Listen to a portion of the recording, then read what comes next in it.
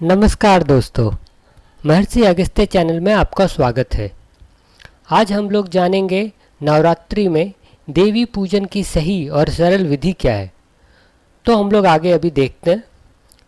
दोस्तों, अपने परिवार में सुख और समृद्धि प्राप्त करने के लिए देवी देवताओं की पूजा करने की परंपरा अनेकों वर्षों से निरंतर चली आ रही है तथा आज भी हम इस परंपरा को निभाते आ रहे हैं। भगवान की पूजा द्वारा हमारी सभी मनोकामनाएं पूर्ण भी होती है, परंतु हम सभी को पूजा करने से पूर्व कुछ खास नियमों का पालन करना चाहिए, तभी हमें पूजा का सुफल प्राप्त होगा। नवरात्रि आपको मालूम है, जैसा एक हिंदू पर्व है। नवरात्रि एक संस्कृत शब्द है जिसका अर्थ होता है 9 रातें।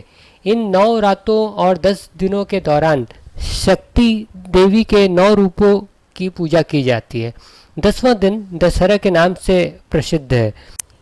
नवरात्रि वर्ष में 4 बार आता है। पौष, चैत्र, आषाढ़, अश्विन प्रतिपदा से नवमी तक मनाया जाता है। नवरात्रि के 9 रातों में 3 देवियां महालक्ष्मी, महासरस्वती या सरस्वती और दुर्गा के 9 स्वरूपों की पूजा होती है, जिन्हें 9 दुर्गा कहते हैं।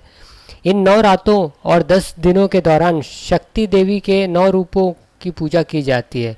दुर्गा का मतलब जीवन के दुख को हटाने वाली होता है। नवरात्रि एक महत्वपूर्ण त्यौहार है जिसे पूरे भारत में उत्साह के साथ मनाया जाता है।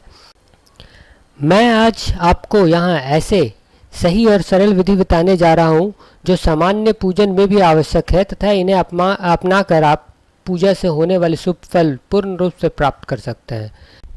नवरात्रि में देवी माँ के पूजन के लिए और इनकी प्रसन्नता के लिए कभी भी उपासना की जा सकती है, क्योंकि शास्त्राज्ञा में चंडी हवन के लिए किसी भी मुहूर्त की अनिवार्यता नहीं है।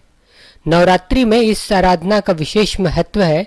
इस समय के तप का फल कई गुना और बहुत ही शीघ्र मिलता है। इस फल के कारण ही इसे कामदूधा काल भी कहा जाता है। देवी या देवता की प्रसन्नता के लिए पंचांग साधन का प्रयोग करना चाहिए। पंचांग साधन में पटल पद्धति, कवच, सहस्त्र नाम और स्रोत है। पटल का शरीर, पद्धति को सिर, कवच का नेत्र, सहस्त्र नाम को मुख तथा स्रोत की जिह्वा कहा जाता है। सहस्त्र नाम में देवी के 1000 नामों की सूची है, जिनमें से उनके गुण और कार्य के अनुसार नाम दिए गए हैं। सहस्त्र नाम के पाठ करने का फल भी महत्वपूर्ण है। इन नामों से हवन करने का भी विधान है। इसके अंतर्गत नाम के पश्चात नमः लगाकर स्वाहा लगाया जाता है। हवन की सामग्री के अनुसार उस फल की प्राप्ति होती है। सर्व कल्याण व कामना पूर्ति हेतु इन नामों से अर्चन करने का प्रयोग अत्यधिक प्रभावशाली है, जिसे सहस्त्रार्चन के नाम से जाना जाता है। सहस्त्रार्चन के लिए देवी के सहस्त्र नामों वाली, जो कि बाजार में आसानी से मिल जाती है, की आवश्यकता पड़ती है। आप कहीं से भी जाकर उसे खरीद सकते हैं। इस नामावली के एक एक नाम का उच्चारण करके देवी की प्रतिमा पर, उनके चित्र पर, उनकी यंत्र पर या देवी का आह्वान किसी सुपारी पर करके प्रत्येक नाम के उच्चारण के पश्चात नमः बोलकर भी देवी की प्रिय वस्तु चढ़ाना चाहिए। जिस वस्तु से अर्चन करना हो वह शुद्ध, पवित्र, दोष रहित व 1000 होना चाहिए। अर्चन में विप्लव पत्र, हल्दी, केसर या कुमकुम से रंग, चावल, इलायची, काजू, पिस्ता, बादाम, गुलाब के फूल की पंखुड़ी, मोगरे का फूल, चारोली, किशमिश, सिक्का इत्यादि का प्रयोग शुभ व देवी को प्रिय है। यदि अर्चना एक से अधिक व्यक्ति एक साथ करे तो नाम का उच्चारण एक व्यक्ति को तथा अनेक व्यक्तियों को नमः का उच्चारण अवश्य करना चाहिए। अर्चना की सामग्री प्रत्येक नाम के पश्चात प्रत्येक व्यक्ति को अर्पित करना चाहिए। अर्चन के पूर्व पुष्प, धूप, दीपक व नैवेद्य मतलब मिठाई लगाना चाहिए, प्रसाद होना चाहिए। दीपक इस तरह होना चाहिए कि पूरी अर्चन प्रक्रिया तक प्रज्वलित रहे, वो बूझना नहीं चाहिए। आपको यह ध्यान रखना है। अर्चनकर्ता जो मेन है, जो अर्चनकर्ता को स्नानादि आदि से शुद्ध होकर धुले कपड़े पहनकर मौन रहकर अर्चन करना चाहिए। इस साधना काल में आसन पर बैठना चाहिए तथा पूर्ण होने के पूर्व उसका त्याग किसी भी स्थिति में नहीं करना चाहिए। अर्चन के उपयोग में प्रयुक्त सामग्री अर्चन उपरांत किसी साधन ब्राह्मण मंदिर में देना चाहिए।